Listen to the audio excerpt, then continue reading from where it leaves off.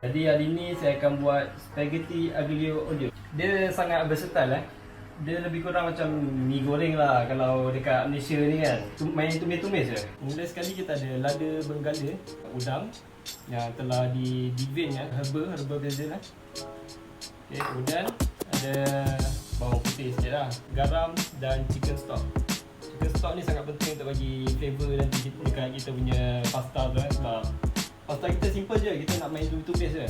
Daun parsley, chili flake, parmesan cheese dan sedikit yang hijau. Kita potong ambil yang luar dia. Okay, dah dulukan je lah. Senang je, simple je. Hiris kita punya garlic. Masukkan kita punya lada benggala dulu. Terus kita start dengan olive oil. Dan lada benggala. Dia sihat jugalah dish kita ni. Jadi ni kira nak tunjuk salah satu alternatif lah bagi yang tak ada pot tinggi ke pot besar-besar. Kalau ada satu pan aja pun DJ macam ni dah toast nanti masak kat dalam ni juga. Daun basil. Jadi kita dah lipat tu, dah gulung dia, kita hiris je. Dia akan jadi macam ni. Potong kita punya udang kita nak dice. Dan garlic kita masukkan udang.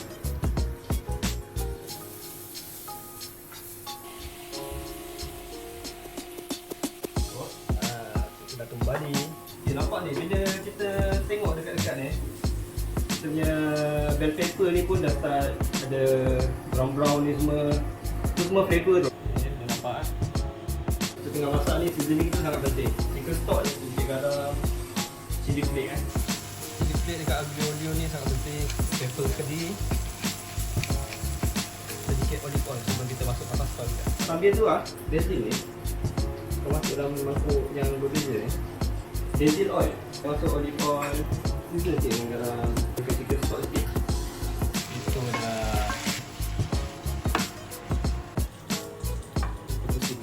dah pusingkan dan pusing tau. Dia lagi senang. Parmesan cheese. Gunalah banyak mana yang korang nak. Black pepper.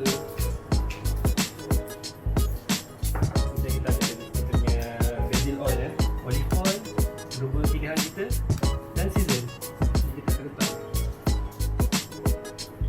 spaghetti aglio olio. Betul sedap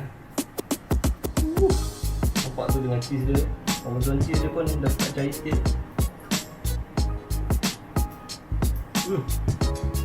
Betul sedap. Ini korang yang kat rumah ni mesti kena try. Sangat simple dan sangat sedap. Boleh jamu kita punya satu family